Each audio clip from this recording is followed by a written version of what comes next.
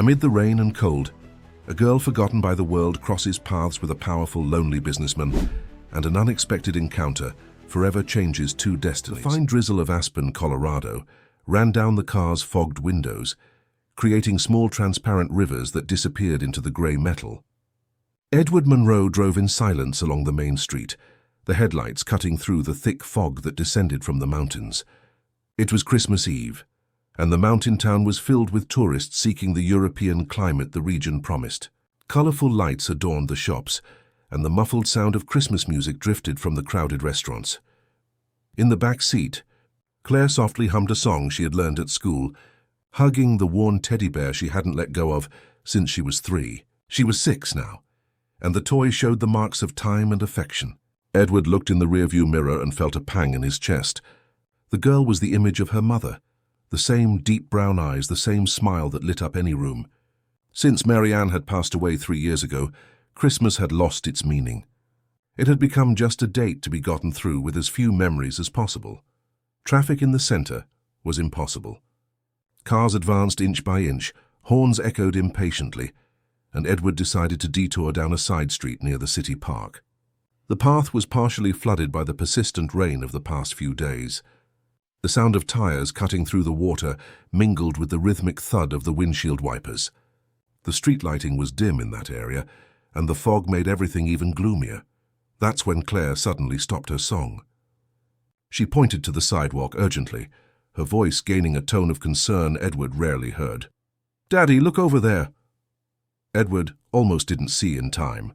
He stepped on the brake harder than he intended, causing the car to slide slightly on the wet road. Under the awning of an abandoned newsstand, among empty cardboard boxes and sheets soaked by the storm, a girl sat in a wheelchair. She was completely huddled, her dark hair plastered to her face by the rain, her eyes cast down, fixed on the ground. Her small body visibly trembled from the cold. A drenched paper bag rested on her lap, and beside the chair a faded children's backpack completed the desolate scene. Edward parked the car without much thought. There was no planning, no risk analysis. It was pure instinct, something that came from a part of him he believed had died since he buried Mary Ann. He grabbed the umbrella from the passenger seat and stepped out into the rain. Claire was already unbuckling her seatbelt, ready to follow him. The girl didn't react when Edward approached. Her body seemed stiff, her skin pale and cold, her lips a slightly bluish tint. She appeared to be about 8 years old, but her gaze was that of someone much older, burdened with a weight that shouldn't exist in a child. Edward knelt beside the chair, shielding both of them from the rain with the umbrella. "Hello, what's your name?" No answer. Only her eyes moved briefly in his direction before returning to the ground. Edward felt Claire approach from behind, her small hand clutching the sleeve of his coat. "She's cold, Daddy." She was. The girl's clothes were soaked, and she wasn't wearing a coat.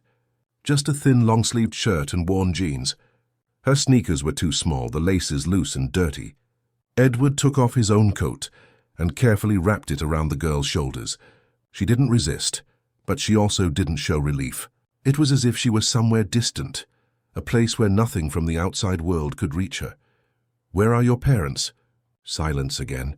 Edward looked around, searching for someone who might be responsible for her.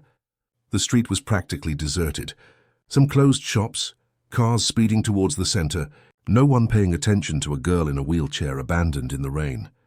Claire moved even closer and, with the naturalness only children possess, held the girl's hand. The cold fingers didn't respond to the touch, but they also didn't pull away. Claire smiled, that luminous smile she had inherited from her mother.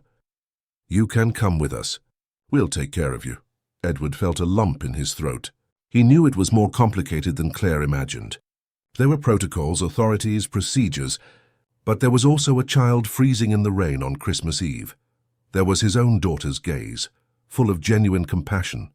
And there was something in that unknown girl's expression that touched him deeply. It wasn't an explicit plea for help.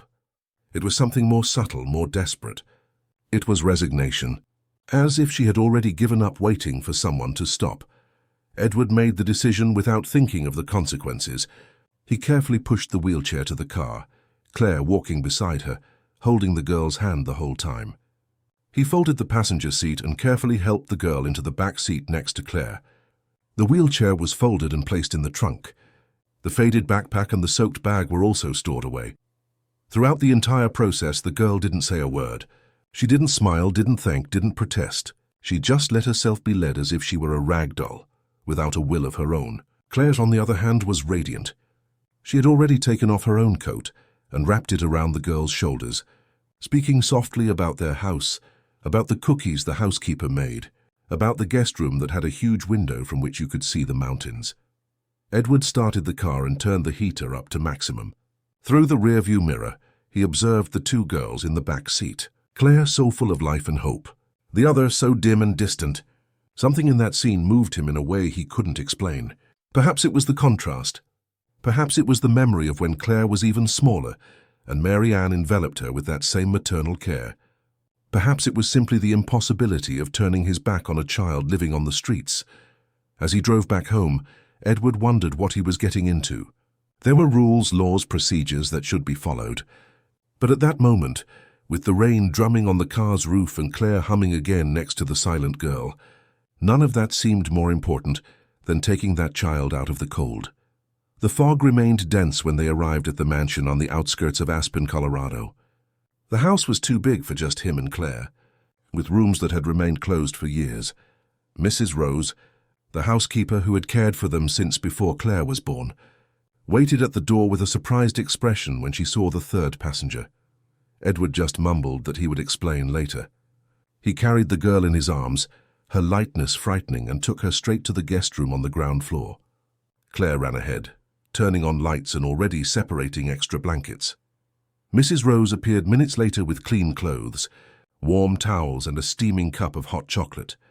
The girl accepted the chocolate in silence, her hands trembling as she held the cup. She drank slowly, her eyes still fixed on some invisible point ahead.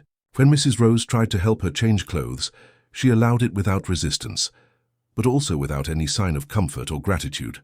It was as if she was used to being manipulated, to being moved from one place to another without having a voice. That night, while Claire finally fell asleep in her own room, Edward stayed in the living room, watching the relentless rain outside.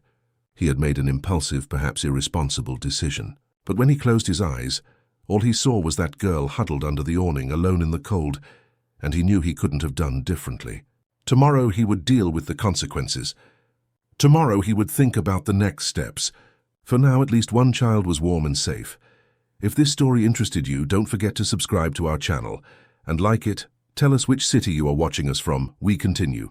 Christmas Day dawned with a clear sky, but the temperature remained low in Aspen, Colorado. Edward woke up early as usual, and the first thing he did was check the guest room. The door was ajar and he peered in carefully. The girl was awake, sitting on the bed, staring fixedly at the window. There was no expression on her face, just that same distance he had noticed the night before. "Good morning. Did you sleep well?"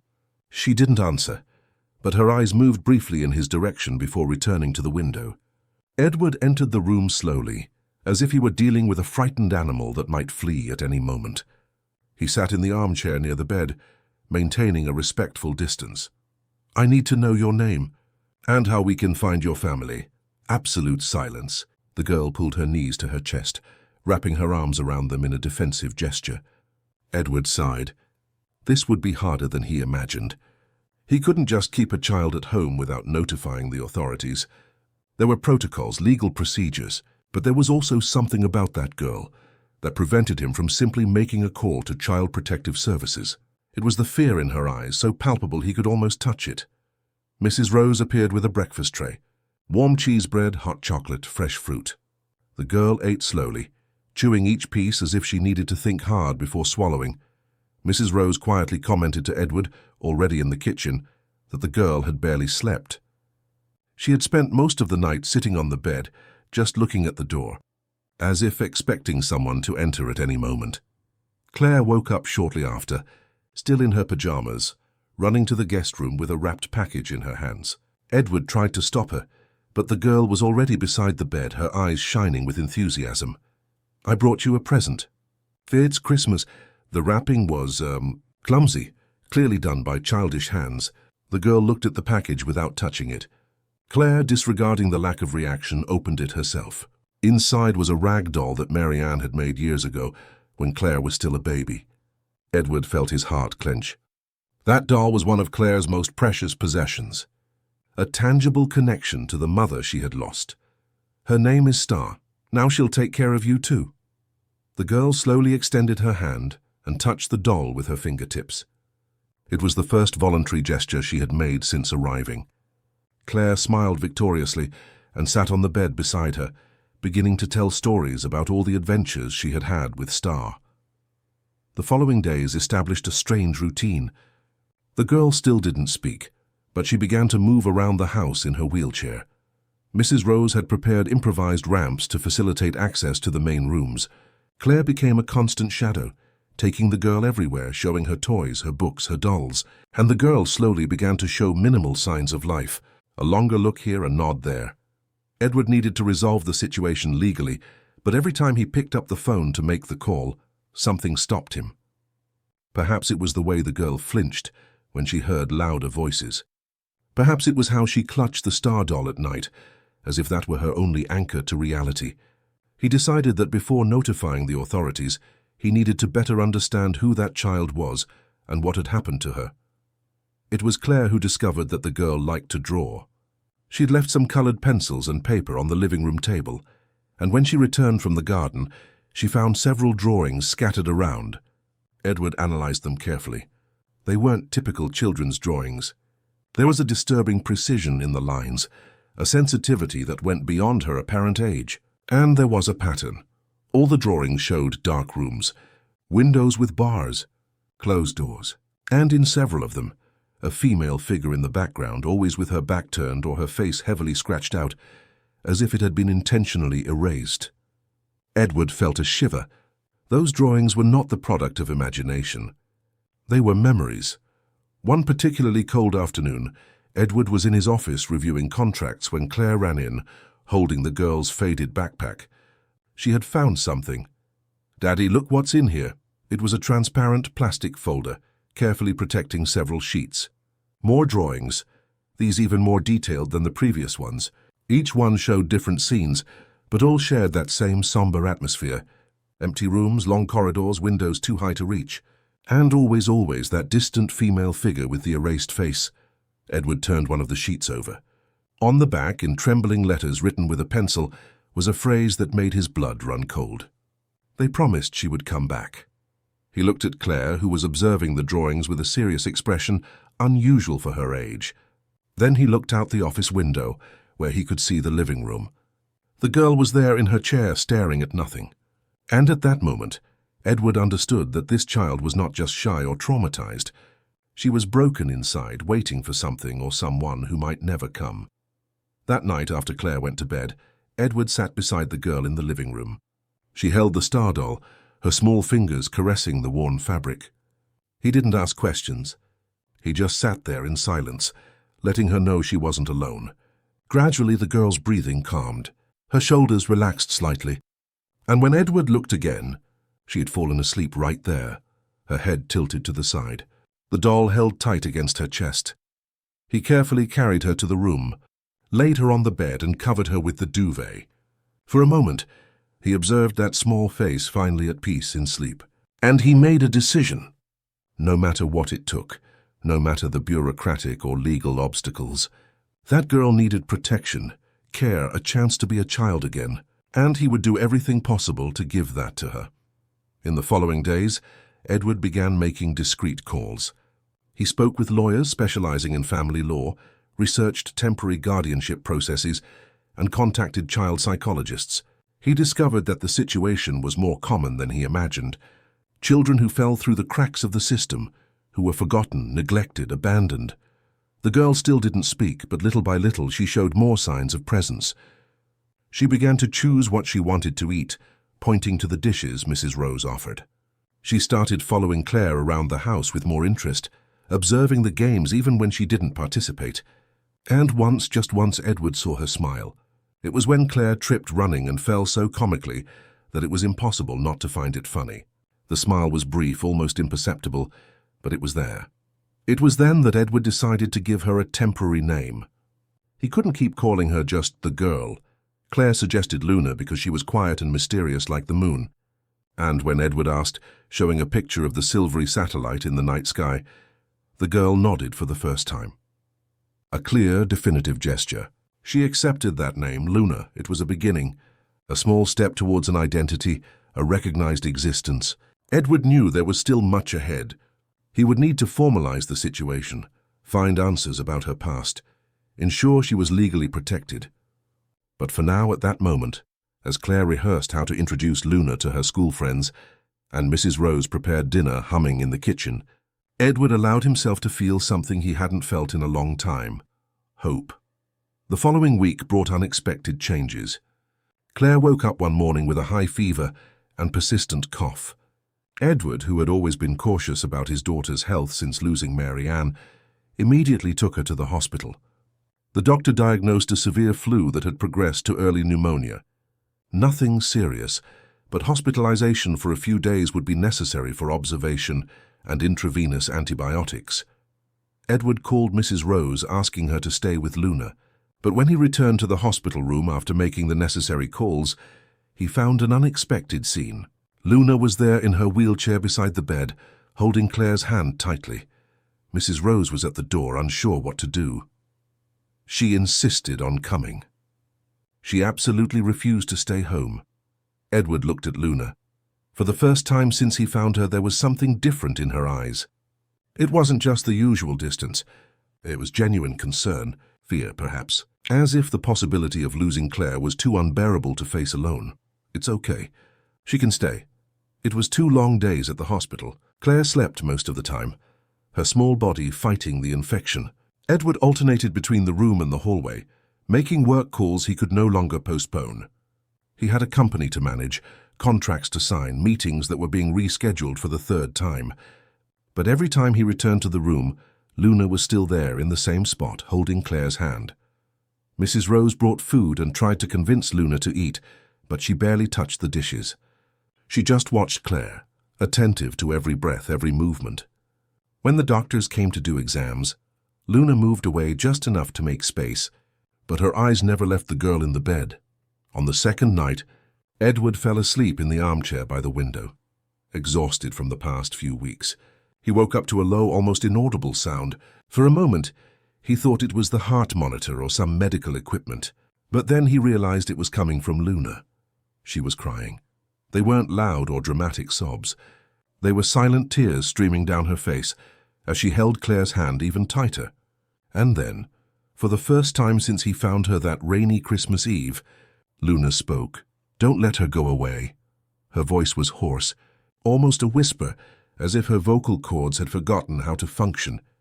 But the words were clear, desperate, full of a pain Edward recognized very well. It was the same pain he had felt when he saw Mary Ann for the last time, when he knew there was nothing more to be done, when he had to explain to a 3-year-old Claire that Mommy wouldn't be coming home. He quickly stood up and knelt beside the wheelchair. "Please don't let her go away like she went." Edward felt a lump in his throat. Xiaoji, the erased female figure from the drawings, the one who had promised to return but never did. He gently held Luna's face, making her look at him. "Claire will be fine. It's just a bad flu. She'll recover and come home with us, I promise." Luna looked at him with those eyes too old for a child. "You really promise? You won't let her go away?" "I really promise. And I always keep my promises." It was as if a dam had broken. Luna threw herself into Edward's arms, crying in that contained way that broke anyone's heart. He held her, stroking her hair, letting her release all that accumulated pain. And as he held her, he understood that Luna had not only found a shelter in that house, she had found something she hadn't had in a long time. Hope that someone would stay, that someone wouldn't abandon her. When Luna finally calmed down, Edward helped her settle more comfortably in the chair and brought a blanket so she could rest a little.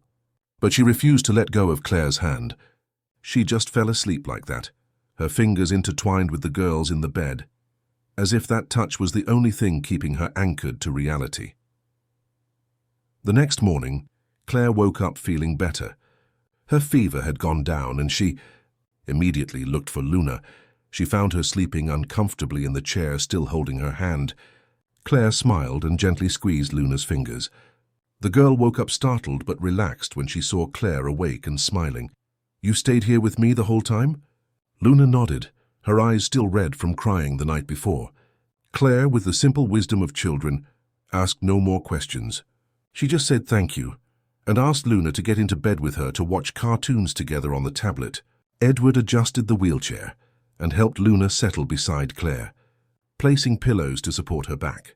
Seeing the two of them there, side by side, sharing headphones and laughing at the cartoons, was one of the most beautiful scenes Edward had ever witnessed. They were two girls wounded by the world in different ways, but who had found each other and were helping each other heal. When Claire was discharged the next day, Edward had already made several decisions. First, he would hire the best lawyers to begin the formal process of Luna's guardianship. Second, he would seek the best psychologists and therapists to help her process whatever she had lived through. Third, he would conduct a complete investigation into her past to understand exactly what had happened. Back home, Edward began his investigations. He hired a discreet private investigator specializing in cases of missing children and institutional abuse. What he discovered in the following weeks was disturbing.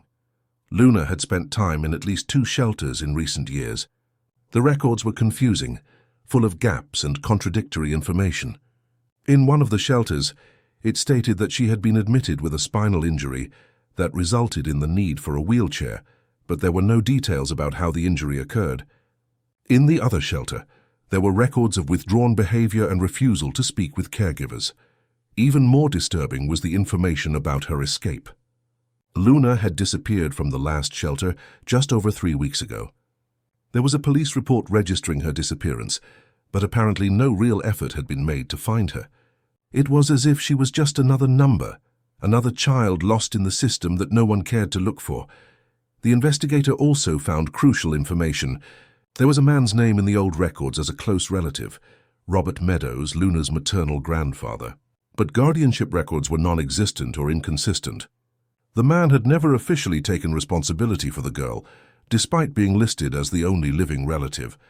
Edward decided he needed more information before proceeding. He asked the investigator to locate Robert Meadows and find out why he had never taken guardianship of his granddaughter.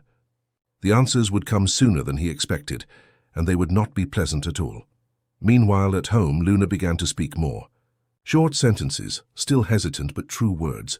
She told Claire about the drawings she made, about how she used the pencil to remember things she didn't want to forget. She spoke about a place with many children where no one called her by her real name, about nights when she was hungry but the food was already gone, about the woman who had promised to return but never reappeared. Edward heard everything from a distance, his heart clenching with each revelation. That girl had lived through horrors no child should ever know, and now he had the chance to give her something different, a home, a family, a life where she was seen, heard, loved, but he knew it wouldn't be easy. At any moment, the authorities could knock on the door. The grandfather could reappear claiming rights. The system could snatch Luna from them and throw her back into another shelter. Edward needed to act fast. He needed to make that guardianship official before it was too late. If this story interested you, don't forget to subscribe to our channel and like it. Tell us which city you are watching us from. We continue. The knock on the door came on a Tuesday morning. Edward was in his office reviewing the documents his lawyer had prepared to initiate the guardianship process when Mrs. Rose appeared with a worried expression. There was a woman wanting to speak with him, a social worker. Edward immediately went downstairs. In the living room, a middle-aged woman with a leather briefcase and a professional demeanor awaited. She introduced herself as Dr. Patricia Allen from Child Protective Services in Aspen, Colorado. They had received an anonymous tip about the presence of a child without formal authorization in his residence. Edward's heart raced, but he maintained his composure. He explained the situation, how he had found Luna on Christmas Eve, how the girl was clearly homeless and in urgent need of care. He showed the documents he had already started preparing to regularize the situation. He spoke about Luna's fragile emotional state and how she was beginning to recover. Dr. Patricia listened attentively, taking notes. She asked to see Luna and talk to her. Edward hesitated but knew he had no choice. He took the social worker to the garden, where Luna and Claire were playing with modeling clay. Or rather, Claire was playing while Luna observed and occasionally molded small shapes. The conversation was brief. Luna answered a few questions with monosyllables, her eyes downcast, her body tense. Dr. Patricia was gentle, but Edward realized she was analyzing every detail, every reaction. When they returned inside, the social worker was direct. "You acted with good intentions, Mr. Munro, but you need to understand that there are protocols. The girl should have been taken immediately to Child Protective Services or an appropriate shelter. Fortunately, from the preliminary assessment, she appears to be well cared for here. I will open a temporary placement process while we investigate her situation." Edward felt partial relief. At least they wouldn't take her immediately. But that relief was short-lived. A week later, he received a call from the lawyer he had hired. There was a complication. Luna's grandfather, Robert Meadows, had been located and was claiming guardianship of the girl. The news hit like a bomb. Edward asked for all the details. Robert Meadows was a 62-year-old retired man living in Colorado Springs, Colorado. He had been located through Luna's old records. According to him, he had lost contact with his granddaughter after his daughter had serious problems and the girl was taken to shelters. Now, knowing she was alive and well, he wanted to make up for lost time. It seemed noble at first glance, a grandfather wanting to rescue his granddaughter, but something about that story didn't fit. Edward asked the investigator to delve deeper into Robert Meadows' background. What he discovered was not comforting. The man had a history of troubled relationships. His daughter, Luna's mother, had cut contact with him years ago for reasons that were not clear in the records. There were also indications that he had never really looked for his granddaughter after she entered the foster care system. The first monitored visit was scheduled by Dr. Patricia. Robert Meadows arrived at the house on a Saturday morning, wearing a suit that seemed too new, his hair slicked back, a forced smile on his face. He was a tall, broad-shouldered man with a polished way of speaking that sounded artificial. "My little granddaughter. It's been so long." Edward watched Luna stiffen completely when she saw the man. Her face, which had begun to show signs of life in recent weeks, returned to that stone mask. Her hands clutched the star doll so tightly that her knuckles turned white. Robert approached, crouching beside the wheelchair. Luna didn't look at him. She kept her eyes fixed on the floor, her body trembling slightly. Dr. Patricia observed everything carefully, making discreet notes on her clipboard. "You remember Grandpa, don't you? We used to spend Sundays together when you were very little." A lie, Edward realized immediately. The tone was too rehearsed, the words chosen with calculated care. And Luna showed no sign of recognition, only growing fear. Claire, who was nearby, sensed the tension and protectively held Luna's hand. The visit lasted only 20 minutes. Robert tried to make conversation, asking how Luna was, if she liked the house, if she missed her family. But Luna didn't answer a single word. She just shrank further and further into the chair until she finally started trembling so much that Dr. Patricia decided to end the visit. When Robert left, Luna had a panic attack. She started screaming, disconnected words about locked doors, high windows, dinners alone. Claire started crying too, frightened by her friend's reaction. Edward picked Luna up in his arms, ignoring the wheelchair, and took her to the sofa, holding her as she trembled and cried. "I won't let anyone take you. You're safe here." It took more than an hour for Luna to calm down. When she finally fell asleep, exhausted, Edward carried her to the room and covered her carefully. Then he returned to the living room, where Dr. Patricia was still with a serious expression on her face. "That reaction is not normal. I will record the episode as a sign of unresolved trauma. The judge needs to know this before making any decision about guardianship." Edward silently thanked her for her sensitivity, but he knew that wouldn't be enough. Robert Meadows had blood ties.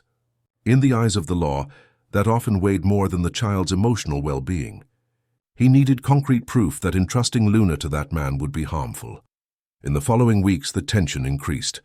Robert began to exert legal pressure to accelerate the guardianship process. He hired lawyers who argued about family ties and the natural right of grandparents. Edward, in turn, mobilized all available resources. He hired a renowned child psychologist to evaluate Luna, sought testimonies from professionals at the shelters where she had been, and investigated every detail of Robert Meadows' life.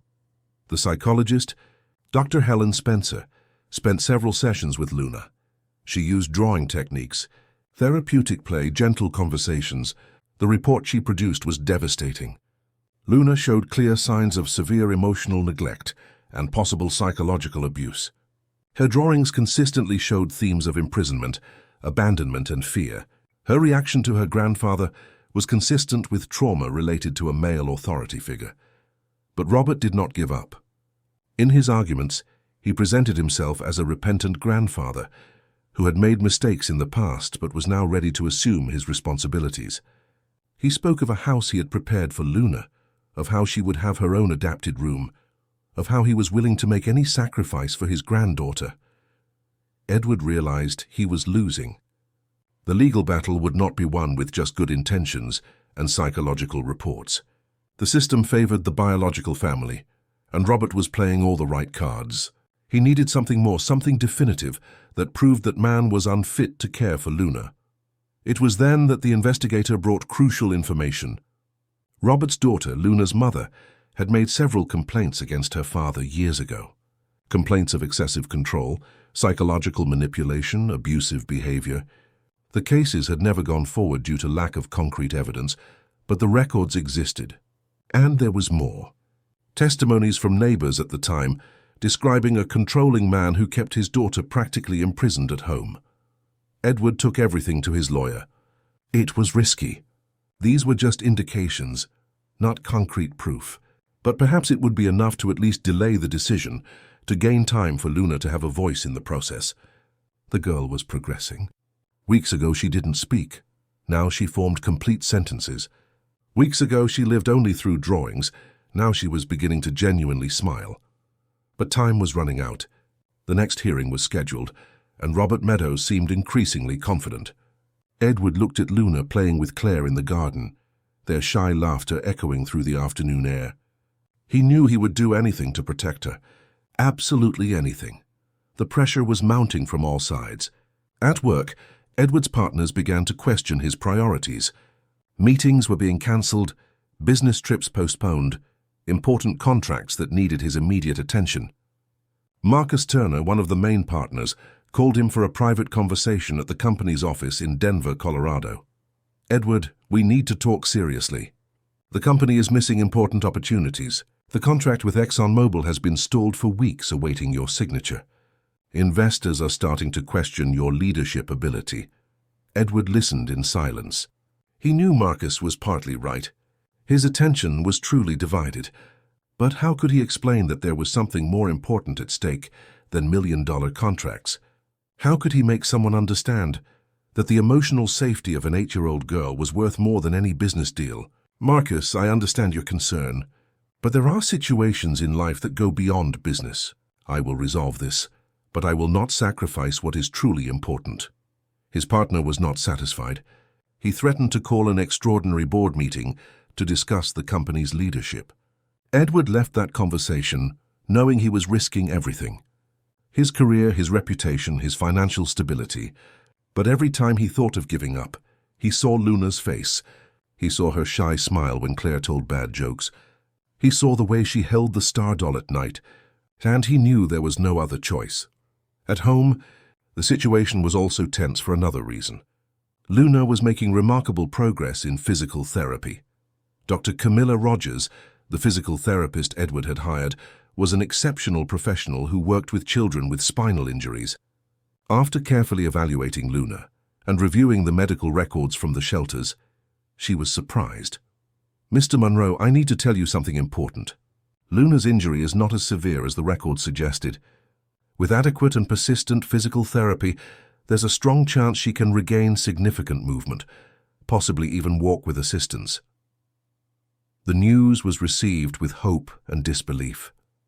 How was it possible that no one in the shelters had noticed this? Or worse, did they notice but simply didn't care enough to invest in treatment? Edward preferred not to dwell on the answers. He focused on ensuring Luna received the best possible treatment. The physical therapy sessions were intense and often painful. Luna cried, complained, wanted to give up. But Claire was always there, encouraging, making silly faces to distract her, holding her hand during the most difficult exercises. And little by little, imperceptibly in everyday life, but clearly over the weeks, Luna began to regain strength in her legs. One day, after weeks of effort, the impossible happened. Luna was in the physical therapy room, supported by parallel bars, with Dr. Camilla on one side and Claire on the other. Edward watched from the doorway as he always did, and then, with a determination he had never seen in her before, Luna let go of one hand from the bar and took a step. Then another, and another. 3 wavering, trembling steps, but true steps. Claire screamed with joy. Dr. Camilla smiled with teary eyes, and Edward felt a lump in his throat so strong that he had to leave the room for a moment. When he returned, Luna was back in her chair, exhausted but with a sparkle in her eyes he had never seen. Pride. She was proud of herself. But the happiness of that moment was interrupted by a letter that arrived the next day. Edward picked it up from the mailbox and felt a chill when he saw it had no sender. Inside, a simple sheet with a typed and printed message. "She doesn't belong to you. Some things are inevitable. Stop before you regret it." It was a veiled but clear threat. Edward immediately increased the security of the house. He installed additional cameras, hired a night watchman, and began checking the garden before letting the girls play outside. He didn't tell anyone about the letter, not even his lawyer. He didn't want to worry Luna or Claire, but he also couldn't ignore the possibility that Robert Meadows was desperate enough to try something more drastic. The nights became long and tense. Edward slept little, waking at the slightest sound. He checked the girls' room several times during the night, making sure they were safe. Luna noticed his tension. One night, when he entered the room for another check, he found her awake. "You're scared of him too." It wasn't a question. It was a statement. Edward sat on the edge of the bed, choosing his words carefully. "I'm worried, but I won't let anything happen to you. I guarantee that." Luna looked at him with those ancient eyes. "He's not a good person. He did things that scared me. He locked doors, said it was for my own good.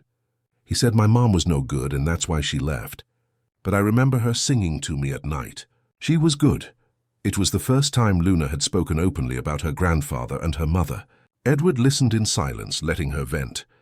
When she finished, he just hugged her and promised again that he would do everything in his power to protect her. The guardianship hearing was scheduled for 2 weeks from then. Edward and his lawyer prepared a robust case. They had Dr. Helen's psychological report, Luna's documented progress in physical therapy, testimonies from Mrs. Rose and Claire about how Luna had developed emotionally, the old complaints against Robert Meadows. But everyone knew it wouldn't be enough. The law favored the biological family, and Robert had competent lawyers who knew exactly how to play the legal game. In the days leading up to the hearing, Luna became increasingly anxious. She stopped eating properly, started having nightmares again. Claire tried to cheer her up, but even the girl's contagious energy wasn't enough to dispel the fear. Edward tried to maintain a normal routine, but the tension was palpable throughout the house. It was Dr. Helen who suggested something that changed everything. In one of the last sessions before the hearing, she spoke with Edward privately. "Mr. Monroe, Luna needs to have a voice in this process. She is 8 years old enough for her opinion to be considered by the judge, but she needs to be prepared. She needs to be able to express what she feels without panicking." In the following sessions, Dr. Helen worked specifically on this. She taught Luna breathing techniques to control anxiety, practiced possible questions the judge might ask, and helped her organize her thoughts and feelings into clear words. Edward watched in amazement as Luna, who weeks ago could barely utter a complete sentence, now articulated her fears and desires with impressive clarity. The eve of the hearing was one of the longest nights of Edward's life. He couldn't sleep. He stayed in the living room reviewing all the documents, all the arguments, all possible scenarios. What would he do if he lost? Would there be an appeal? How much time would he have before he had to hand Luna over? How would he explain it to her? How would he comfort Claire? In the early hours of the morning, he heard light footsteps. Luna had left her room using her wheelchair, even though she knew she could take a few steps. She still didn't have the confidence to walk alone, especially at night. Edward found her in the kitchen, drinking water, looking out the window at the garden enveloped in mist. "Can't sleep either?" Luna shook her head. He sat beside her, both watching the silent night of Aspen, Colorado. After a long silence, it was Luna who spoke first. "If I have to leave, will you forget about me?" Edward felt his heart break. He held her face with both hands, making her look directly at him. "Luna, listen carefully. No matter what happens tomorrow, you will always have a place here. In this house, in this heart. You're not just a child I found in the rain. You're part of this family now. And families don't forget each other. Never." Luna threw herself into his arms, crying silently. Edward held her until sleep finally came, taking her back to her room and laying her beside Claire, who was sleeping soundly. The two girls, each wounded by the world in different ways but united by a bond that transcended blood. Tomorrow would be decisive. Tomorrow would change everything. The day of the hearing dawned with a clear sky in Aspen, Colorado, a rarity for that time of year. Edward put on his best suit, but his hands trembled as he adjusted his tie. Luna woke up early and asked to wear the white dress Claire had chosen for her weeks ago. Mrs. Rose helped comb her hair, making two delicate braids that framed her small face. Claire insisted on coming along, even though she knew she would probably have to wait outside the courtroom. The trip to Colorado Springs, Colorado, where the hearing would be held, took 2 hours. Throughout the journey, Luna held the star doll tightly, her lips moving silently as if she were rehearsing the words Dr. Helen had helped her prepare. Edward drove in silence, trying to control the anxiety that threatened to consume him. The courthouse was a gray, imposing building that seemed designed to intimidate. In the corridor outside the room, Edward found Robert Meadows and his lawyers. The man stared at him with a cold smile that didn't reach his eyes. Luna immediately flinched when she saw him, and Edward instinctively placed her behind him, creating a physical barrier between the girl and her grandfather. Mrs. Rose stayed with Claire in the waiting area, distracting the girl with games on her phone so she wouldn't notice the palpable tension in the air. When the courtroom door finally opened, Edward felt as if he was about to face the most important battle of his life. And indeed he was. The judge, Judge Ferdinand Lewis, was a middle-aged man with a stern expression but kind eyes. There were piles of documents on his desk, the cases and reports that both sides had presented. The room was small, with walls covered in law books and a high window that let in the morning light. The hearing began with legal formalities. Robert's lawyers presented their arguments first, speaking eloquently about blood ties, about the natural right of grandparents, about how Mr. Meadows had deeply regretted his past mistakes and was completely reformed. They showed photos of the house he had prepared, with a room adapted for Luna, physical therapy equipment, everything impeccable. Edward watched Luna as the lawyers spoke. The girl was pale, her lips pressed into a thin line, her eyes fixed on the doll in her lap.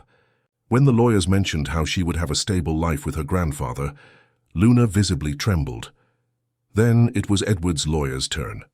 He presented Dr. Helen's devastating report, explaining in detail the signs of trauma specifically related to the grandfather figure. He showed the old complaints made by Luna's mother, the testimonies of neighbors, the confusing records that suggested institutional neglect when Luna was under Robert's indirect responsibility. He spoke about the extraordinary progress Luna had made in recent months, both emotionally and physically, about how she had started speaking again, smiling, trusting. The judge listened attentively, asking specific questions, requesting clarifications. When the lawyers finished, he addressed Luna directly for the first time. "Luna, I'd like to ask you some questions. You can answer truthfully without fear. Here no one will judge you or be angry no matter what you say. Is that all right?" Luna nodded slightly, still clutching the doll tightly. Edward held her free hand, giving her silent support. "Do you like living at Mr. Edwards' house?" "Yes," her voice was low but firm. "Why?" Luna thought for a moment as Dr. Helen had taught her. "Because there I can speak when I want to. Because Claire plays with me and doesn't care that I use a wheelchair. Because Mr. Edward hugs me when I have nightmares. Because Mrs. Rose makes cookies and lets me help, even if I make a mess. Because no one locks doors or leaves me alone." The judge made a note. "And do you remember living with your grandfather?" Luna stiffened. Her breathing quickened, but she used the techniques she had learned. She inhaled deeply, exhaled slowly. "I remember locked doors. Him saying it was for my own good, but I was scared. I remember being hungry and not being able to leave the room. I remember him saying bad things about my mom, but she was good to me. She sang. Robert Meadows stood up abruptly, protesting. These are distorted memories. She was too young. She doesn't know what she's talking about. The judge raised his hand, silencing him. Sit down, Mr. Meadows. Then he turned his attention back to Luna. And what would you like to happen today? If you could choose, where would you like to live? Luna didn't hesitate this time. She looked at Edward, then at the judge, and her voice came out stronger, clearer. I want to stay with Mr. Edward and Claire. They are my family now. I know that man there is my blood grandfather, but blood doesn't make a family. Care does, love does. The silence that followed in the room was profound. Edward felt his eyes sting, but didn't let the tears fall. Not yet. Robert looked as if he had been struck by lightning, his face oscillating between shock and contained anger. His lawyers exchanged worried glances. The judge looked at Luna for a long moment, then flipped through the documents in front of him. Finally, he took off his glasses and rubbed his eyes, a gesture of someone about to make a difficult decision. Analyzing the entire context of this case, the psychological reports, Mr. Meadows' history, the documented progress of the minor under Mr. Edward Monroe's care, and especially considering the clear and articulated will of the child herself, who demonstrates adequate discernment for her age, I rule for permanent guardianship in favor of Mr. Edward Monroe. The room exploded in simultaneous reactions. Robert protested loudly. His lawyers asked for reconsideration, but the judge firmly struck his gavel. Edward felt his legs weaken. Luna looked at him with wide eyes, as if she couldn't believe what she had heard. The decision has been made and will be recorded immediately. Mr. Meadows, you have the right to appeal, but I must warn you that the evidence presented and the minor's testimony make any reversal highly unlikely. As for you, Luna, I hope you will be very happy in your new family. Edward couldn't hold back anymore. Tears streamed down his face as he picked Luna up in his arms, holding her tight against his chest. The girl sobbed, but not from sadness. For the first time since he found her that rainy Christmas Eve, Luna cried with relief, with happiness, with hope. When they left the courtroom, Claire came running and Edward picked her up too, hugging both girls as if they were the most precious things in the world. Because they were. Mrs. Rose cried discreetly, wiping her eyes with a tissue. Even the lawyer, a serious and professional man, smiled broadly. Robert Meadows passed them in the corridor without saying anything, his face a mask of defeat and resentment. Edward watched him leave, feeling not anger but pity. Pity for a man who had never understood that family is built with presence, not imposition. With love, not control. The drive back to Aspen, Colorado was completely different from the trip there. The girls chatted animatedly in the back seat, making plans for how they would now definitively decorate Luna's room. Claire insisted on light colors and lots of stuffed animals. Luna wanted a wall where she could hang her drawings. Edward drove smiling, listening to the two of them plan a future that was now real and guaranteed. That night, back home, Luna did something that would forever mark that day in their hearts. She asked Edward to help her go to the living room without her wheelchair. Supported by him, she took slow but determined steps to the Christmas tree that was still up, even though it was already the end of January. There was a paper star she had made weeks ago when she still didn't speak, still didn't smile, still had no hope. With Edward's help, Luna placed that star on top of the tree. It was simple, made of yellow paper and glitter that Claire had lent her, but at that moment it represented much more. It represented renewal. It represented hope. It represented a future that was finally possible. Claire clapped enthusiastically. Mrs. Rose brought hot chocolate for everyone. And there, in the living room, lit by the soft glow of the Christmas decorations that should have already been put away, but which Edward had kept at Claire's insistence, the new family celebrated not just a court decision, but the miracle of having found each other. Edward looked at Luna, who was genuinely smiling for the first time, and at Claire, whose generous heart had been the first to recognize that the girl in the rain needed love. He thought of Mary Ann and felt for the first time in 3 years that she would be proud. Proud to see that he had not closed himself off to the world, that he had allowed love to grow in his heart again. That night, when the girls finally went to sleep, Luna asked for something unusual. She wanted Edward to read them a story. Not a story from a book, but their story. How he had found her, how Claire had held her hand, how Mrs. Rose had made that first hot chocolate. Edward, his voice thick with emotion, told them everything. And when he finished, Luna whispered the words he never imagined he would hear. "Thank you for stopping. Daddy. Daddy." She had called him Daddy. Edward kissed both girls' foreheads, turned off the light, and stood for a moment at the door, watching them sleep. Claire with her worn teddy bear, Luna with her star doll. Two girls who were now sisters, not by blood but by choice, by love. He never wanted to be a hero. He never sought to be anyone's savior. But that Christmas Eve in the fine drizzle of Aspen, Colorado, he couldn't ignore a girl who needed to be seen. And in saving her, he ended up saving himself too. Because sometimes it is in giving a home that we finally find our own. End of story. Dear listeners, we hope the story of Edward, Claire, and Luna has touched your hearts as deeply as it touched ours. This journey reminds us that family is not defined by blood ties, but by bonds of love, care, and presence. If this narrative stirred emotions in you, we invite you to continue this emotional journey. We have prepared a special playlist with other equally captivating stories that explore the different aspects of love, family, and overcoming challenges. You can find it by clicking next. If you enjoyed this story, don't forget to subscribe to our channel and leave a like on the video. Every day we bring unique narratives that celebrate the complexity of life, the challenges we face, and the silent victories of the human heart. Tell us in the comments which part of the story moved you the most, or if you have ever had a similar experience of finding family where you least expected it. Your story matters too. Don't miss our upcoming content.